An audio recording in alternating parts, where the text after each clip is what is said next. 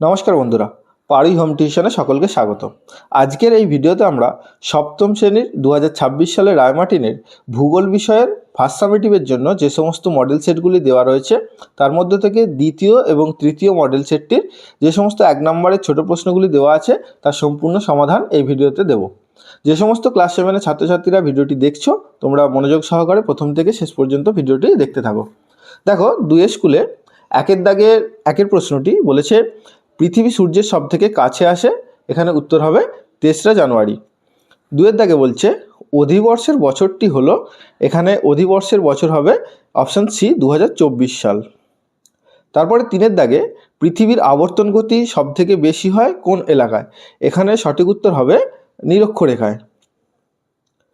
4-এর দাগে বলছে নিরক্ষরেখার উত্তরে বা দক্ষিণে অবস্থিত কোন স্থানের কৌণিক দূরত্বকে বলে দ্রাঘিমাংশ, অক্ষরেখা, অক্ষাংশ, দ্রাঘিমা, এখানেও সঠিক উত্তর হবে অপশান সি অক্ষাংশ। 5-এর দাগে কি বলেছে আন্তর্জাতিক তারিখ রেখা ধরা হয়, এখানে সঠিক উত্তর হবে অপশান সি 180 ডিগ্রিকে। 6-এর দাগে বলেছে হিমালয় ও কুয়েনলুন পর্বতের মাঝখানে আছে মঙ্গোলিয়া, তিব্বত, আনাতোলিয়া নাকি পামির, তাহলে হিমালয় এবং কুয়েনলুনের মাঝখানে কে আছে, তিব্বত মালভূমি। 7-এর দাগে বলেছে সিন্ধু নদের উৎস, সিন্ধু নদের উৎস হবে অপশান ডি মানস সরোবর। এরপরে দেখো 2-এর দাগে নিচের প্রশ্নগুলির উত্তর দাও, যে কোনো 4টি। 1-এর দাগে বলছে কোন ঋতুতে দুপুর 12টায় ছায়ার দৈর্ঘ্য সবচেয়ে বেশি হয়, উত্তর হবে শীতকালে। 2-এর দাগে বলছে পুরীর সমুদ্র সৈকতে বায়ুচাপ কত, উত্তর হবে 1013.25 মিলিবার। 3-এর দাগে বলছে এশিয়া মহাদেশের কোন নদীকে স্বর্ণরেণু নদী বলে, এখানে উত্তর হবে ইয়াংসি। 4-এর দাগে বলছে পৃথিবীর বায়ুমণ্ডলের বাতাস বাইরের দিকে ছিটকে যায় কোন গতির জন্য, উত্তর হবে আবর্তন গতির জন্য। আবর্তন গতির ফলে সৃষ্ট যে সেন্ট্রিফিউগাল ফোর্স বা কেন্দ্রবিমুখ বল, তার কারণেই বাতাসটা বাইরের দিকে ছিটকে যেতে চায়। তারপরে 5-এর দাগে কী বলছে মকরক্রান্তি রেখার মান কত, মকরক্রান্তি রেখার মান হবে 23.5 ডিগ্রি দক্ষিণ। এরপরে আমরা দেখো 3-এর স্কুলটা যে রয়েছে তার ছোট প্রশ্নগুলি সমাধান করব। 1-এর দাগের কি বলছে সঠিক উত্তরটি বেছে নিয়ে লেখো।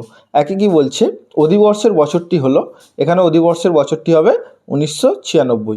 দেখো যে অধিবর্ষের বছরগুলো তোমাদের যদি চায়, যে সংখ্যাগুলো দেওয়া থাকবে তাদেরকে 4 দিয়ে ভাগ করলে যদি ভাগশেষ 0 আসে তাহলে সেই বছরটি হচ্ছে অধিবর্ষ।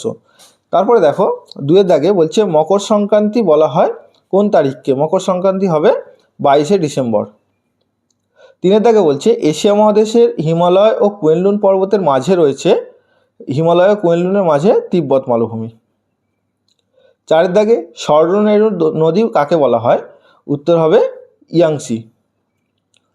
5-এর দাগে ভারতের প্রমাণ দ্রাঘিমা ধরা হয়েছে 82 ডিগ্রি 30 মিনিট পূর্ব দ্রাঘিমাকে।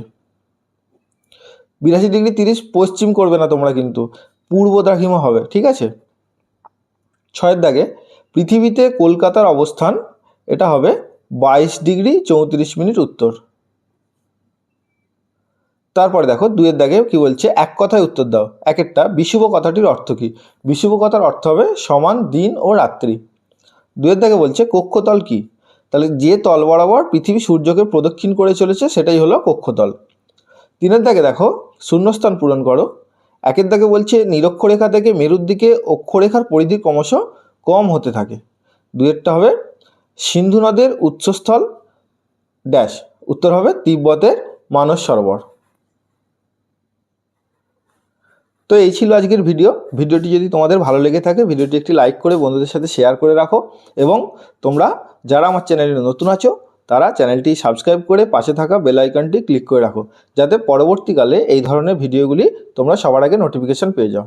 এছাড়াও যারা আমার ভিডিও দেখো তোমরা আমাকে কমেন্ট করতে পারো যে অন্য কোনো অধ্যায় বা অন্য কোনো মডেল সেটের বা অন্য কোনো সাবজেক্টের মডেল সেটের সমাধান যদি দরকার হয় তোমরা কমেন্ট করবে, আমি তার সমাধানগুলি তোমাদের দিয়ে দেবো ভিডিওর মাধ্যমে। ধন্যবাদ।